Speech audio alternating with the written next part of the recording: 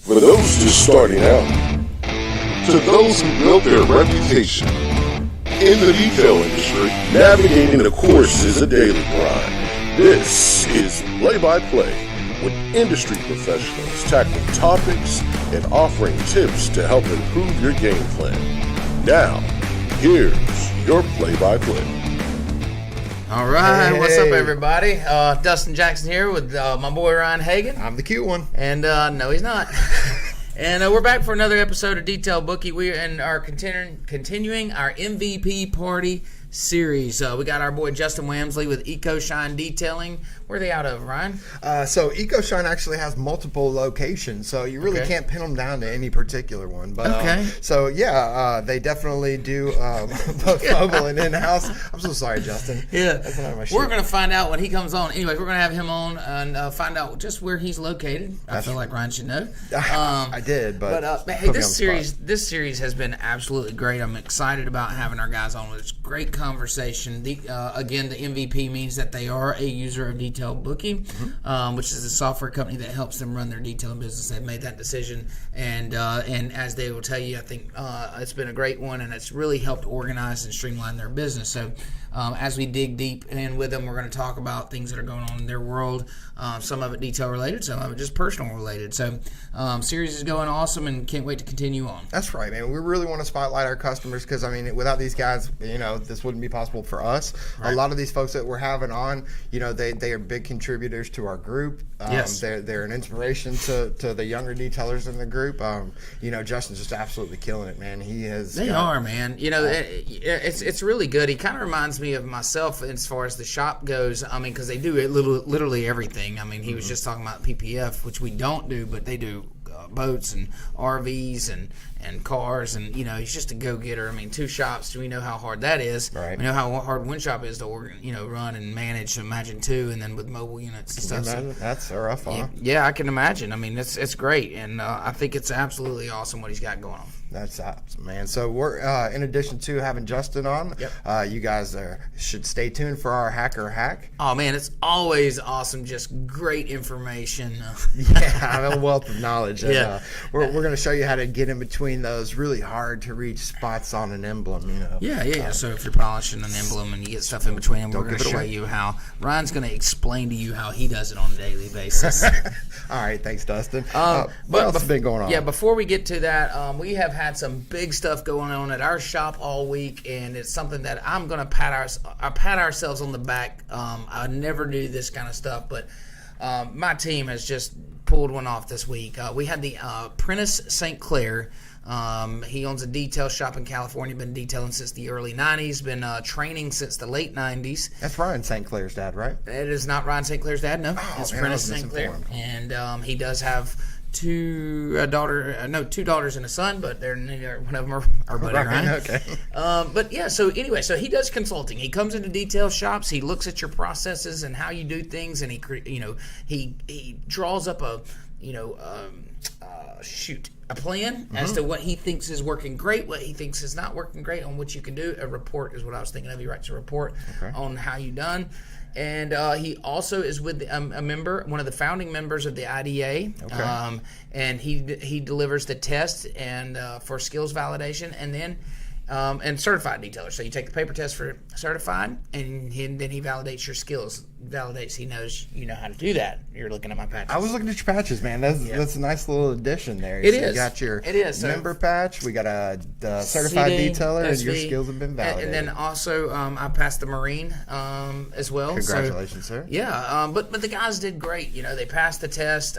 So we got them all new uniforms. That you notice there they are right there. Man, everybody's patched up, looking great. New pants, new hats, and all. So we're gonna work on shoes next, as I can tell. That's a necessity. Man, shoes are a hard thing to keep, in good condition in the shop. Why does my dad look like Joe LaPalm there? I thought the same thing. Yeah, go back. Can we go back? The first one I said, when did Joel get here? You said that? No, I thought it in my head as soon as I saw like, that first wow, thing. He looked like Joe LaPalm with that hat on. Yeah. That's crazy. That is so funny. Anyways, so No, but he came in and he did this great thing, and he really made us think about it. So one compliment he gave us is he said we were the most organized and most organized and clean detail shop he's ever been in. That's a very big compliment right there. Dude. You know, this man see plenty of detail shops, tons of them. So so that was a great thing. But he was able to poke holes into our process. You know, he said, man, some of these things that you're doing, you should look at. And we talked about them, went over them with management, went over them with the sales process. We are actually going to do some adjustments in some of our services that we're providing in our packages just to fine tune. Nice. And that stuff's awesome, man. That's how you get better. You got to be willing to let somebody come in. And, we all think we're great at what we do, but you got to be willing to have people come in or have someone come in and really look from the outside in and tell you, because you get trapped. You get trapped in tunnel vision. What are you looking at, Ryan? Jessica adjusting your mic because you're not really staying on it. I'm sorry. It's all right. You're all over the place. So you get trapped in tunnel vision when you're in your company, right? And you're not looking at things globally. So when you have someone that comes in and can really think, from a bird's eye view, take a look and say, guys, you should think about this or you should think about that. It's just been a fantastic experience. And like I spoke in my live this morning to our MVP group. You guys that are in the position to be able to do that, you should really consider doing it. It is a financial investment, but let me tell you something. It is eye-opening, to say the least. I mean, to have someone come in that's been detailing for that long and take a look at your shop, it's wonderful. Right. Did you have to leave your fillings at the house? Yeah, it got a little rough, and it got a little heated in my office because but we're all passionate about what we do, and we're passionate about the decisions that we made to get here. That's right. So when somebody starts to kind of poke at that a little bit, you know me. I'm not like, I'm quick to voice my opinion, and it just wasn't being heard like I needed it to be, to be heard at one point. And I missed that. No, but it was great, and that's the way great things happen. They have to start like that.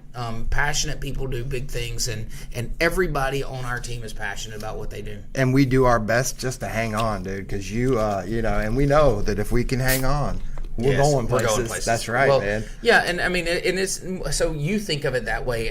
I think like without you, we can't do those things. Sure. So it's not listen. We're all just pushing this wave together, and I know that we don't know everything, and I know that we're not perfect at everything. But the best part about knowing that is there's people that do. That's right. And you bring those people in, and you ask them to look at what you're doing and say, "Help me be great." That's right. And then you take what they say, and then you take what you think, and you marry those two, and you find out what works best for this company, and that's what we're going to do. Man, I love that, dude. That's why we're going to continue to keep getting better and better at everything. Absolutely. It's good stuff, man. So what else has been going on? Tell me about the what you watched. The what? What's the name? Documentary? Father Fire? Oh, Father Fire. Jody Cedric. It's on the podcast, not the documentary. I'm sorry. It was a podcast. It'll air Monday. And Jody Cedric, the owner, I think he's the owner of RotoFest. I know he's an owner. I don't know if he's the sole owner, if him and Rod. Thank you, Rod, are together. Whatever, it doesn't matter. Sure. But he's there at RotoFest. Those guys, for those of you who don't know, they develop great software for detailers as well. Good friends of ours.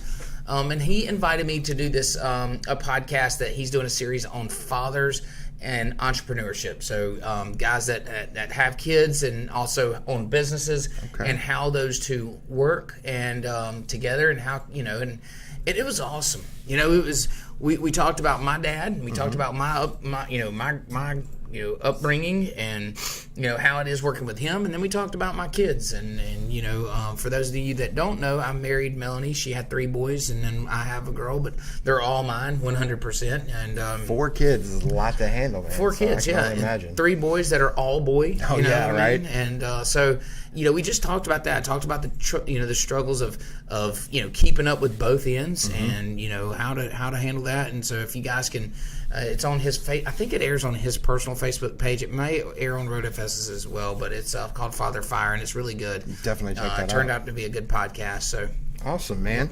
Well, what else we got? We want to go ahead and bring Justin on, or am I missing something here? Well, no, Justin's a big family guy too. We usually do our pro tip right here, Ryan. That's right. So I'm so sorry. I know this is your first time on set here, but we'll let it go. All right. So what we're going to do now is I'm going to bring up our software here, and today's pro tip is all about management, and it's all about scheduling, and it's all about making sure that you have an organized process and that you're following it every day. And a lot of that is going to deal with our daily calendar here.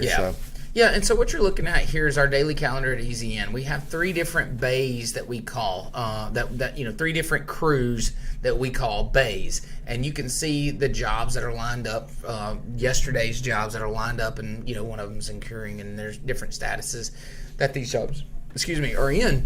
But this keeps us organized. This keeps my team knowing exactly what they're doing and how long they have to do on a job. It also communicates that to the customer.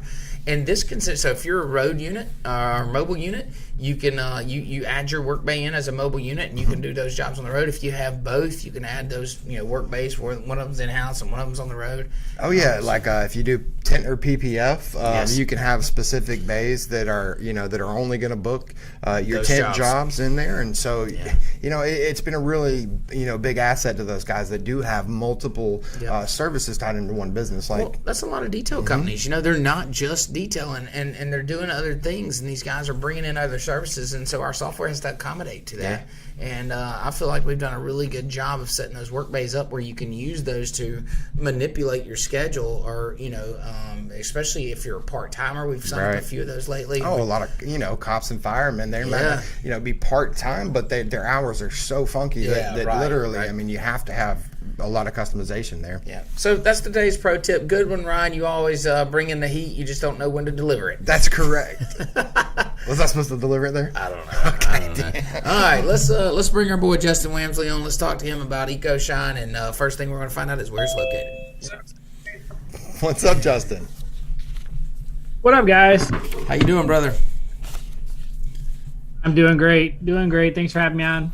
Yes, it's our pleasure. Thank you for coming. So we were talking a little bit about it in the intro about your business. You got 2 detail shops. You offer pretty much everything: PPF, ceramic coatings. You got you do boats, campers, a little bit of everything, right? Yep. So we got the 2 locations. We've had a location in Maumee, Ohio. Been there for about 6 years.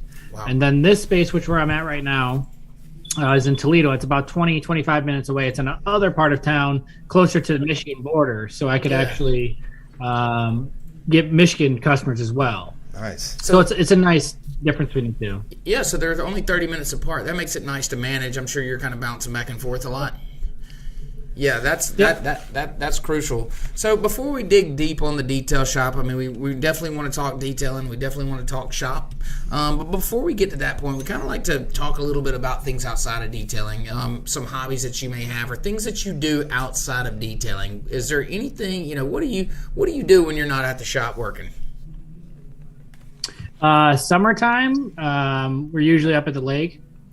Every weekend I take my family up there. We go boating, hang out on the water. Just trying to enjoy, nature and get away from everything. Wintertime, snowmobiling. That's kind of a big thing in this area. Go up north. Go snowmobiling. You can go up to UP. It's Never rode a snowmobile.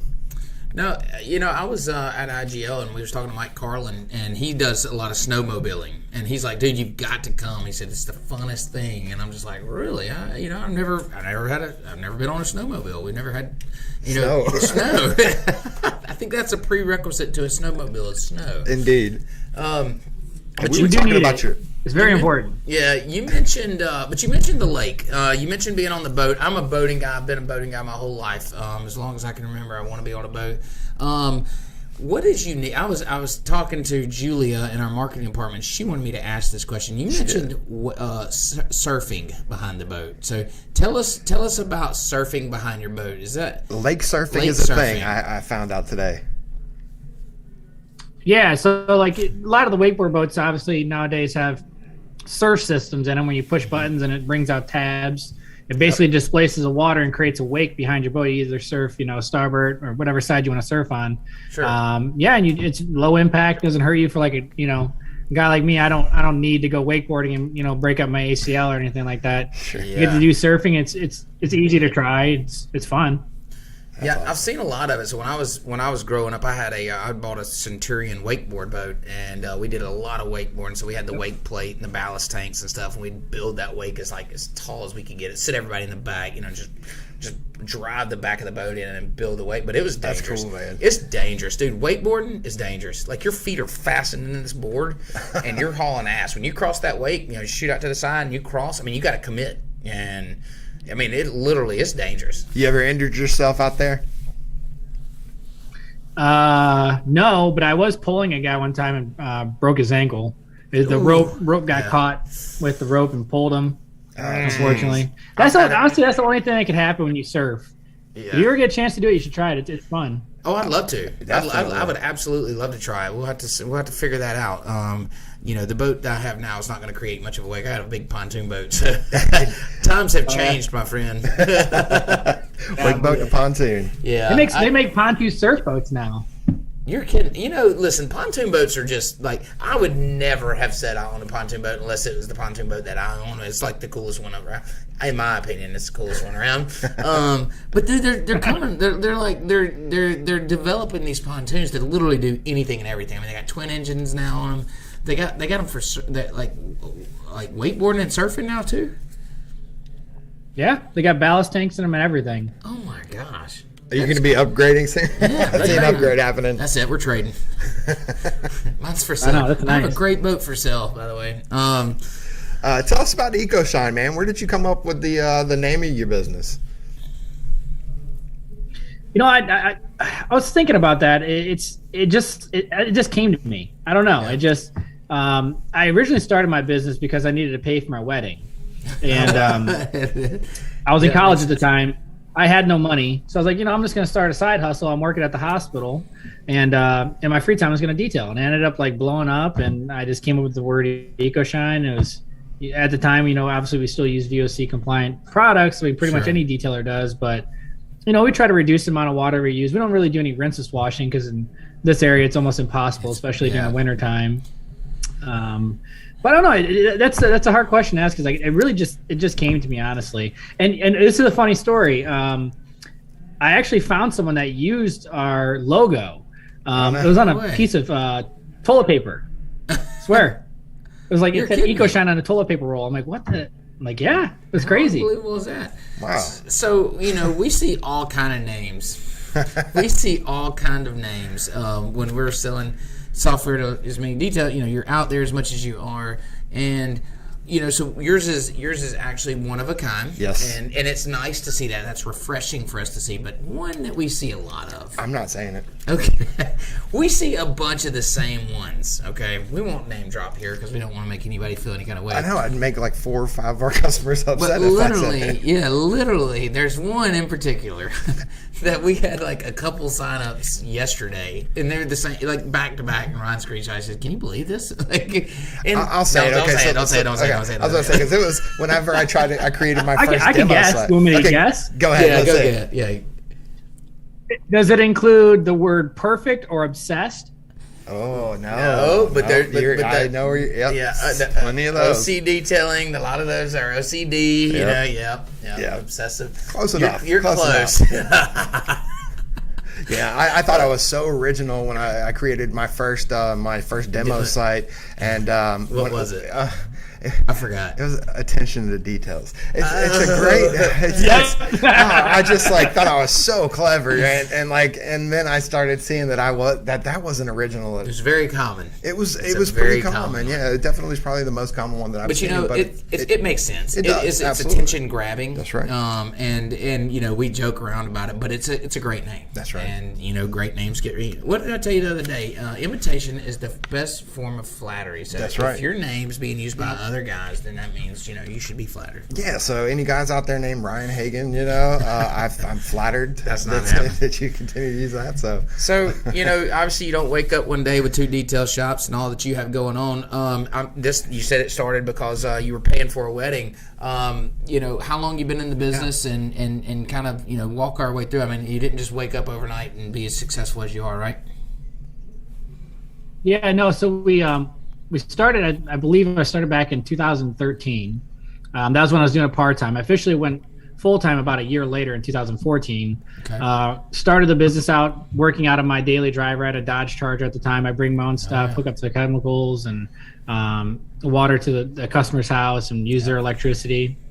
Well, then eventually we got a trailer and we had custom skids built. And every one of my mobile units, we have custom skids that kind of utilize the small amount of space we have and also makes it more efficient and more professional looking. We had the trailer, traded that in and got a van, and then went from 1 van to 3 vans. Now currently right now we have 1 van, but we're looking to get another one. But obviously the market's kind of hard right now to get a van that you like. They're telling me a year for a van that I want. Yeah. It's crazy. But we have the shop in Maumee. We've been there for, like I said, for about 6 years. Then we opened this location, which is about 3 times the size of that shop over there. Wow. It's just one of those situations. We were having too much work at one location. We could only pump out as much work per day. Yep. I made a decision. This is a perfect location. It's away from my customers in Maumee and Perrysburg. So I could kind of capture some more clientele and a different audience, and also kind of tap into the Michigan market a little bit for people dropping stuff off. Everything aligned at once. It's a perfect location. This is eventually going to be a drive-through hand wash at some point as well. Oh, nice. And it's right literally on a very, very busy road. Sure. I think about 15,000 cars pass by per day. Wow. So it's and it looks great, man. Your shop looks amazing. The storefront, I mean, it literally it screams professionalism. And just like when I saw your uniform, we rock the same. It's all about branding and keeping it looking clean and fresh. And that's what you do. I mean, I think it's smart. And I want to speak to something that's, so when you started and you had your mobile units and stuff, we started the same way. Had a shop, then had the demand to get out on the road, because at a shop you can only do so much, right? You can only produce so much work through one shop. You're bound by the walls and the size of your shop. Mm-hmm. So you think, okay, let's go out on the road. We can go chase that work, and we did that for years. We started truck and trailer, brought our water, just like you guys did. Then ended up going to transit vans, dropping back, had a few transit vans out on the road, and those did well for us. And we just made the decision though recently, because we had reduced down to 1 transit, and now I sold that transit, and we decided to just bring it all back in house. Our shop was busier than we could keep up with anyway, and I was, my guys, when we travel, we go down to like the beach area, and we're doing large boats, so my guys are down there for weeks on end. And living in a hotel, they're out in the elements, and so we made the decision just to bring them back and drop back to in-house for a while. Mm-hmm.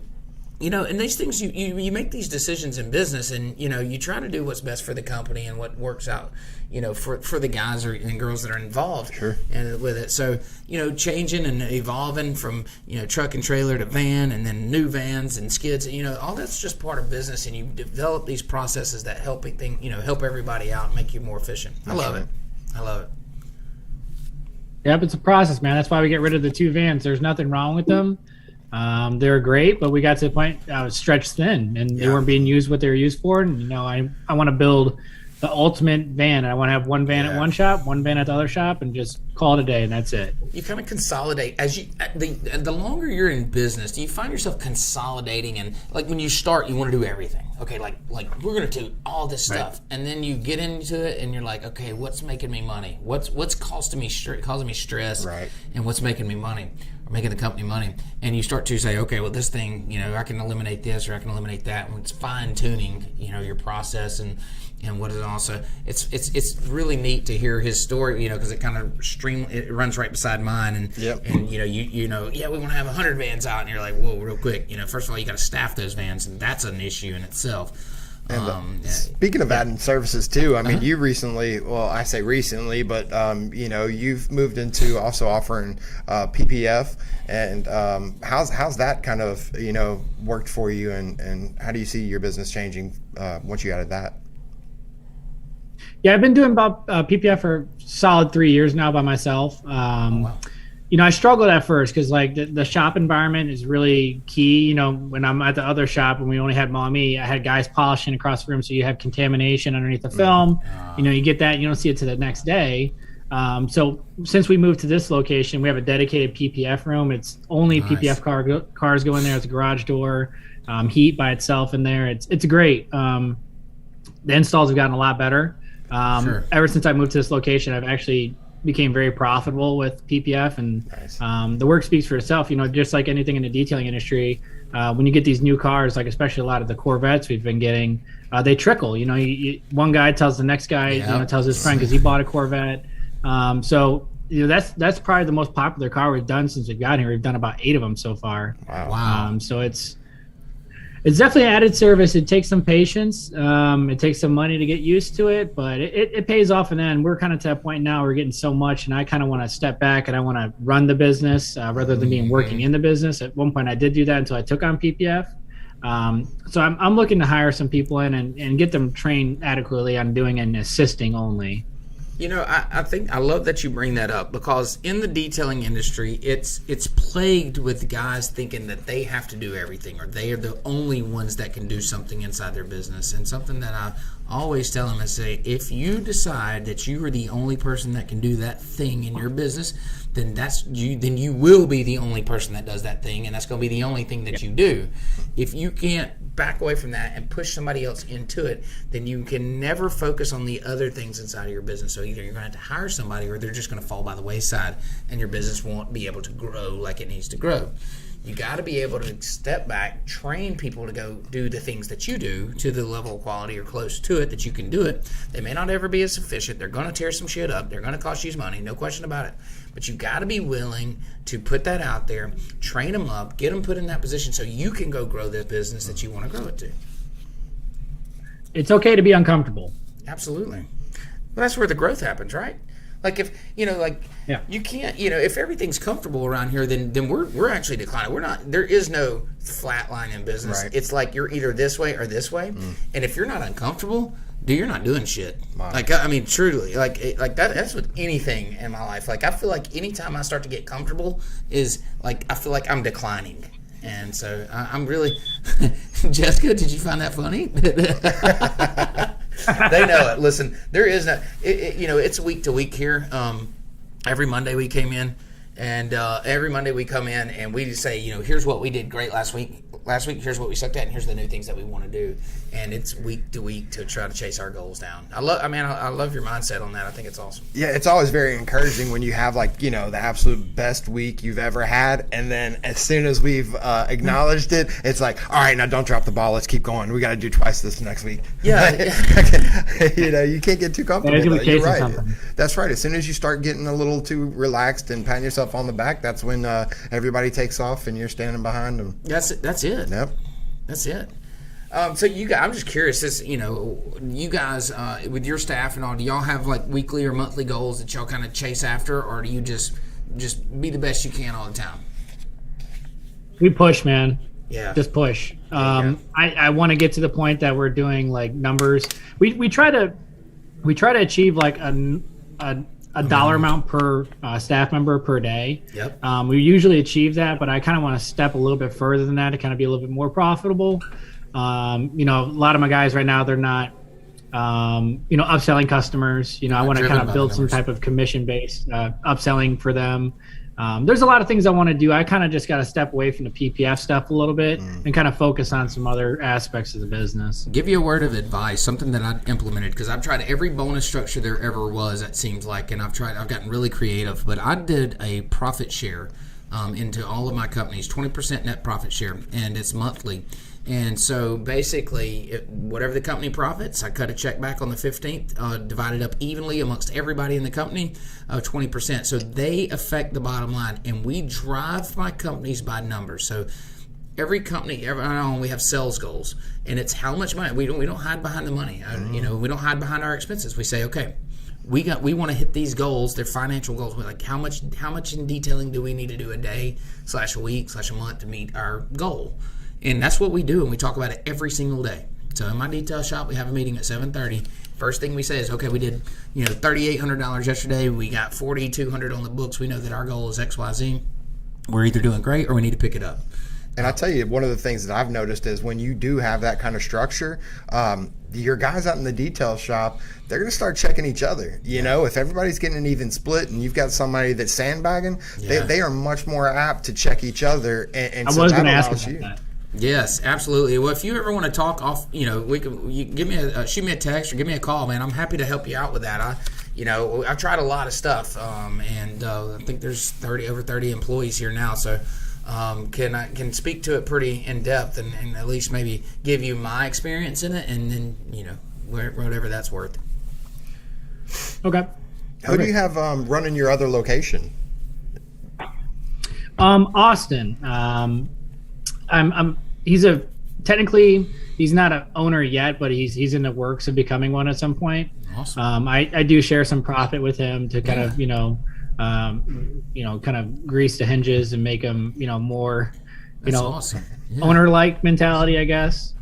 He's been running the Mommy location honestly for about a year and a half now.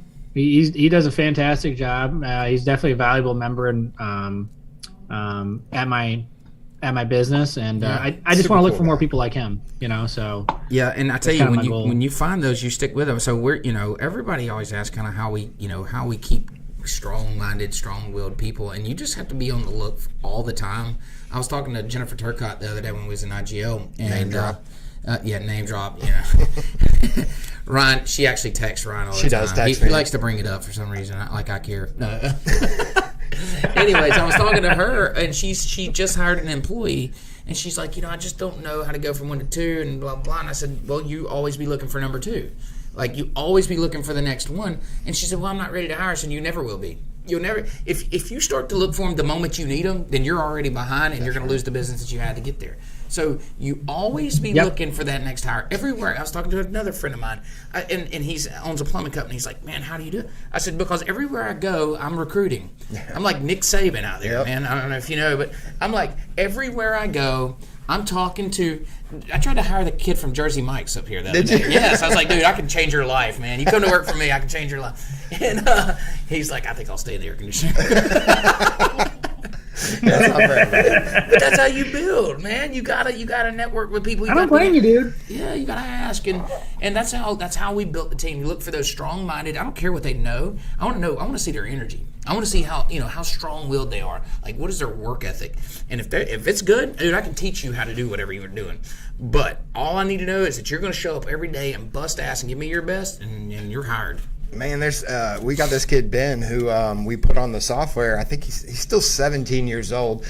He's able to now run his business doing co-ops, so he gets to leave school at 10:30. But the hustle on this kid, they're not falling off the tree. Guys like that, to have that kind of hunger and inspiration. And I'm sure Ben, he's a super smart guy, but I don't see him feeling like he has to run right to college in order to create a life for himself. And so I hope more kids kind of come out of school with that mentality that we should learn a trade, learn a skill. Yeah. Not everybody should go to college, or else everybody's just going to be sitting around with a degree and no actual skills. Think about your mindset when you were 18. Like, what was going through your mind at 18 years old? Were you really ready to make that decision for this is what I want to be for the rest of my life? You're not equipped with that kind of maturity. Come on, back a little bit.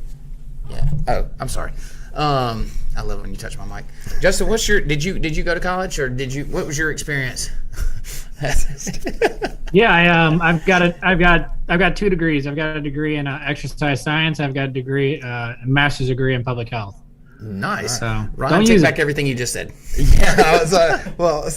Did you go straight out of high school? Did you know what you wanted to do, like when you were in high school? Was that kind of you had a path? I wanted to be a physician assistant. So I wanted to treat people, fix people, stuff like that. Went to college, did really well with my grades. But I worked at Toledo Hospital, and I kind of was in that hospital setting. It just wasn't for me, man. I enjoyed my free time. I enjoy not being tied down to something. And that's kind of where I went with it, and I got the master's degree as kind of a backup. Sure. And that's when I started my detailing business at that time anyway. So I was like, well, I might as well finish it out. It's only 18 months of, schooling. So yeah, I got a heavy paperweight that I don't use. Yep. I've got one as well. And so my background's in engineering, and I don't really use it minimal. Well, I don't even use. I don't know. I saw that new station that you created out there for the vacuums and the. That's definitely engineering coming into play. That's the fun stuff, though. That's the fun. I love it, man. I nerd out on that kind of stuff. So look, man, what kind of new detailers? What advice would you give a guy? We were talking about Ben. I mean, he's been in the business. He's not necessarily a little new, over a year. New, there's a wave. We're in like the golden era of detailing. So there's a wave of people coming into the business. What advice would you give new detailers out there? I would say stick to what you're doing and do it well. If you tell a customer you're going to do something, say, hey, I'm going to be there tomorrow between 8 and 9. You better make sure you're there between 8 and 9. Don't make excuses. Do exactly what you say you're going to do. Do it well. Go above and beyond. Like, set expectation, but go above that. Because the way you're going to grow your business is by referrals. Right. It's great that we have Facebook ads. When I started my business, we didn't have that. You just had Facebook. Correct. Marketing wasn't a big thing on online yet. But the best way that you could grow your business and make it sustainable is your client base, making sure that your customers are happy and that they're referring new customers.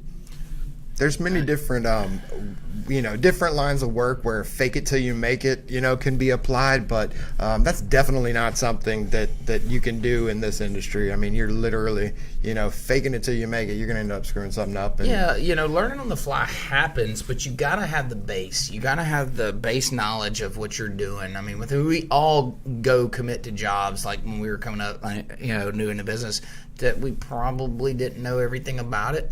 But we had a good understanding, and that comes from, just experience and learning. There's so many training courses out there. There's so much good stuff. There's a lot of bad shit too. There's a lot of training courses that are just garbage, and you should really vet those out. We had a whole discussion about that during our training series, is vetting out these trainers. Mm-hmm. Make sure you're if you're spending the money to train, make sure it's not, make sure that you vet them out, and you make sure that you pick somebody that really knows what they're talking about, and is not just trying to sell you a product. So that's why we're bringing Greg Masterson down to teach our guys. Lord have mercy. Oh no. No, we actually got Jennifer. You guys are such haters. So on bad. My boy. Such haters on my boy. No, we got Jennifer. It took me a second. I was like, man, what is going on? Yeah, I got some text messages when I, mentioned his name. Yeah. So Ryan, somebody asked on one of the Facebook groups about a good product supplier. Okay, and so Ryan jokingly we know Greg. He's been on the podcast. Everybody hates him. He knows that. We know that. I love him. I think he's a decent guy. I don't have any ill will towards him at all. But Ryan just jokingly, because he knew it'd stir the pot, says. And I asked her not to do this stupid shit, by the way.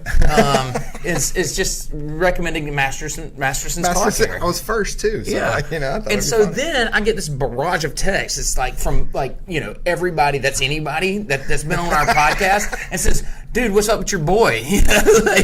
like out of all the people you could have suggested, Ryan, you chose Masterson's car care. Hey, Carnauba wax. I said, so what I did was I took a screenshot of this and I put everybody in a big group with Ryan. I said, Ryan, you want to explain this shit? Because I'm not explaining for you.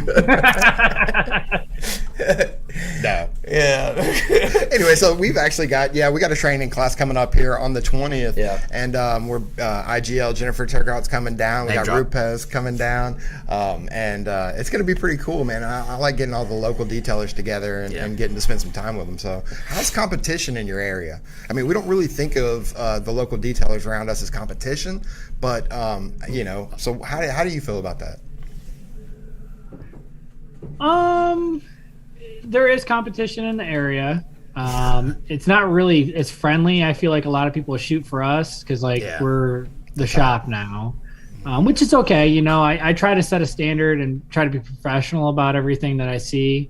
But I try to stay in my lane and operate my business and not really worry about anyone else. That's kind of how I think would be the best way to grow and kind of stay out of that. Like you said, imitation is the best form of flattery. Yep. At some point, I guarantee you some of my competitors will start offering PPF and I'll fix their jobs and absolutely you will. I'll make money off of it. You know, a lot of shops are starting to do ceramic coatings. When we started, you know, one of the bigger dealership shops in town, you know, I remember back in the day they were telling my customers that ceramic coatings will flake off your car and it'll be very noticeable. But now they offer 2 different types of coatings. So, you know, stuff like that. But I honestly, man, I'm not opposed to my competition learning from us and, you know, see how we grow our business. At some point, I'd like to offer some type of training course here for people to come in and see our shop and see how we do things and, you know, just kind of bounce ideas off each other. That's how you grow this industry. That's right. That's it right there. You hit the nail on the head. So that's what we've done for the last few years.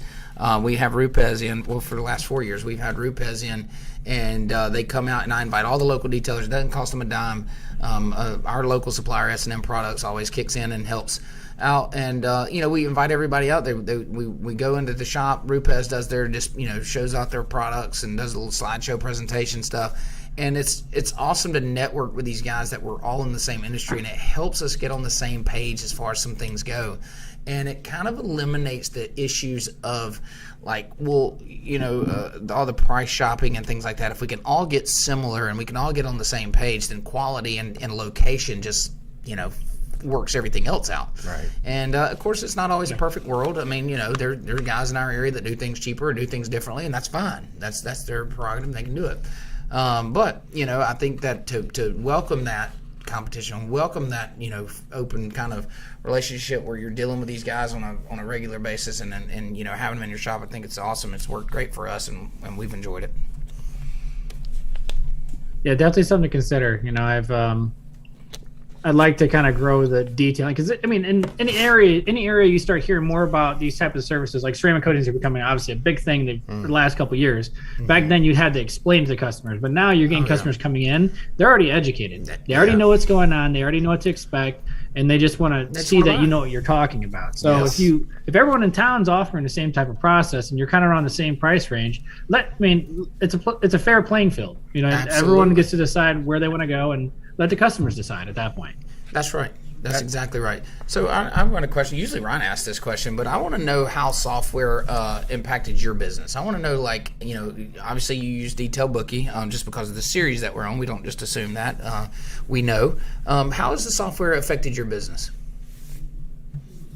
So when we obviously first chatted, we went back and forth with getting the program implemented here. It took some time, and we're still getting into the heap of things. Sure. But I'll tell you what, having 2 locations greatly helps. I have 2 different Detail Bookies set up for both locations. Yes. I could see exactly what's going on over at Mommy. I don't even make a phone call. Like, hey man, are you almost done with that car? Right. Or have you started on that car? I know exactly. Am I getting payment? Are the payments getting submitted? Yep. We struggled before we had Detail Bookie with getting payments. I mean, we would get outstanding invoices, you know, at sometimes of plus $10,000+. Sure. And you know, where's the money, guys? That you got to make sure you're getting this payment when you're getting your details are done. Yep. Ever since then, you know, our invoices are paid immediately. Our outstanding invoices aren't very large. You know, and we're not missing. That's another thing too, is like we would miss some customers to send invoices, so people get some free details. Things fall through the cracks. And that's not okay. Things not in the business of losing money. Yep. So now Detail Bookie obviously doesn't allow that. It's impossible. Yeah, it's impossible. That's right. You know, and I think that, you know, putting it to work for you, you got to use it. You got to book the jobs through the system, you know, and that's one of the struggles that I think guys have when they start using it, is they're so used to doing it one way, and so they kind of like try to do it halfway, and like, well, this car just rolled in, we just did it, you know, and like once you get out of that mentality and you put everything, it literally, if it's a free job, like if we're doing something just a touch up, we still book the job, we still put it in our system, and we book every single thing that comes through our shop in the system, and now we know everything that we've done. We're able to follow up with those customers. We're able to just, I mean, everything just happens around us, and that's what software is allowed, and you don't even have to think about it. Yeah. And it took us a while.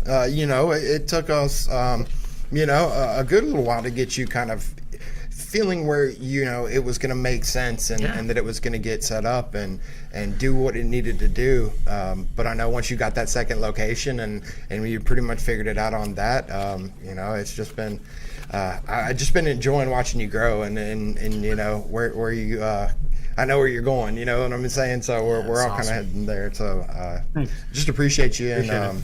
You know, so guys wanting to find you, where can they find you at? Facebook, Instagram, social medias. What kind of OnlyFans? That's the first one you look for. Yeah, no, only that one. Facebook, Instagram. Okay. You know, my wife is trying to get me to get a TikTok, and I'm not too keen on it. Sure. I don't know. But our website and stuff like that too. But we're on social media, mostly Facebook. You know, I'm trying to grow the Instagram. It seems like it's funny because I hire these kids, they're younger kids in, right? And I ask them like, "Do you guys have a Facebook?" They're like, "No." Yeah, you're right. You're right. You Facebook, Facebook? became the older generation. It's weird. It's weird to me too. I guess because I'm one of the old guys. I know. I don't accept it. But you're gonna see a transition. I'm gonna start moving into like those types of social media because Facebook's gonna become a thing of the past at some point. It is. It absolutely is, and that's what I mean. We've got our TikTok. We've just started pushing it. We have Brooke here that works for the marketing company. She is actually TikTok famous. Oh yeah, she goes viral all the time. She does, and so she works for us. We didn't know that when we hired her. By the way, we just we hired her out of college, and she with a marketing degree. And then, by the way, she's like, "Oh, have you seen my?" No, I don't think. No, she didn't even say it. Somebody found it and was like, "Holy shit! Has anybody seen Brooke's TikTok?" It's like millions of views all the time. You know, like we're like, "Brooke, could you help us out with our TikTok?" And so she's obviously taking over that into things for us because I don't know what the hell TikTok is. No. All I know, let me tell you what I know about TikTok. So I have the app on my phone because people were sending me videos and stuff. So I have an account. I don't have any followers or anything like that. But I do know when I pull up my app, there is nothing but women shaking their asses on my TikTok thing, and I'm like trapped in this tunnel land, and I'm like, my wife would kick my ass. Why do these women just keep popping up on my TikTok? I'm like, dude, why do they do that? It's algorithms, bro. You know, because on mine, I just got a bunch of detail shops, Greg Masterson on there. You know, so I don't know how you ended up with that on yours. I'm not kidding, dude. I'm like, this is ridiculous. I mean, but I keep looking. Like algorithms work. So anyways, all right, man, listen, we got to jump off here. We got to finish up our show. Appreciate you taking the time out and talking to us. Appreciate your business in the software. And, dude, wish you nothing but success. Holler at me sometime if you want to talk about the employees and different bonus structures, man. I love to chat about those things, and maybe I can help you out some. Tell Austin I said what's up. Yeah. Awesome, will do, man. I appreciate it, guys. You have a good one. You too, man. Thank you. Have a good one. All right, man. Well, hey, that was a great. Every time, man. I love this series. It was awesome. But now it's time for our favorite part of the show. That's right. Jessica, what time is it? Or heck. All right. Timing is impeccable. It is, and this is always my time to shine. Yes, I feel it is. like So you always kill this. Yeah, I always hack it up. So today, what we did for the hack was basically what we did was we took some compound and we used some Q-tips to get in there in those emblems in those hard to reach spots, and man, it came out nice. Yeah, so about that. Okay, so he's kind of right. You know, he did. We used a fine polish. Okay, and so basically inside the emblems, they're always dirty, they're always stained, and they're not that easy to get. You can't get a polisher in there. So we take a Q-tip and we work that polish around the edges, and that helps us clean those little tight areas and make them look like the rest of the car when you're done detailing. So Ryan didn't absolutely hack that up. I mean, he kind of got it right. One thing you want to make sure is that you're not polishing on the emblem too hard because it's just coated plastic, so you can scratch it up. Sure. Q-tip, make sure that it's really soft because it could, the tip of it can. Oh yeah, no dollar store Q-tips there. No, you want to use the big fat boys. Yeah, not the thin ones. Also, to clean inside those, you can also take a little acid. If it's really dirty. Dude, I stopped taking acid after college, bro. Really? Yeah. That's a weekend thing for me. Oh. I'm a Friday night kind of, That's where those ideas come from. Yes. So, no, you can take a little acid and put on a rag and clean inside those emblems, too. So, just, that's a great hack. Guys, y'all did a really good job picking that one out. It's great. These detailers like that that don't know, that will change your life. That's going to help you out big time. So cleaning emblems, using the Q-tip, using some polish. Make sure you clean it up real nice afterwards, and you're good to go. Absolutely a wonderful show. We got an even better one lined up next week with Chris Wilkins from So Fresh. So clean. Yeah. And he's always the cleanest guy in the room. This dude's so well dressed and just like on point. Talking about cool factor, that dude owns cool. He does. He does. And we're excited to have him, back on. He's joined us before. Yeah. And he's actually Mobile Detailer of the Year. He accepted that award at SDC. He was the SDC Mobile Detailer of the Year. That's right. Okay. Well, look, man, can't wait to have him on. Appreciate everybody that hung around. Hopefully you learned something. Hold on, Dustin. Relax. We're not done yet. Bad. No, go ahead. I was wrapping up. All right, so what we're going to do now, we actually know who our next guest is. It's Chris Wilkins. So what we're going to do right now is we're going to draw for the following week. Love it.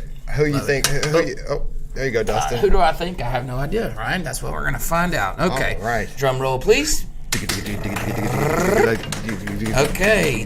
And the next one is Kyle David Grossard at 180 Detailing. Awesome, dude. All right, Kyle. Yes. You are on deck, sir. I can't wait to have that. Dude's awesome. He's got a really nice shop. Awesome. He just does phenomenal work, man. So not next Friday, but next. That's when Kyle will be on. Kyle will get you over a questionnaire, and look forward to talking to you. Chris Wilkins, you're on deck, brother. Be ready to hit the ball out of the park next week. And appreciate everybody. Drop us a comment. Drop us a share. You can find us on YouTube. You can find us on Facebook. You can find us on Spotify. Coming soon with a video on Spotify, which will make us sound so much better. See you guys next week. Thanks a lot. Take it easy, brother. Peace.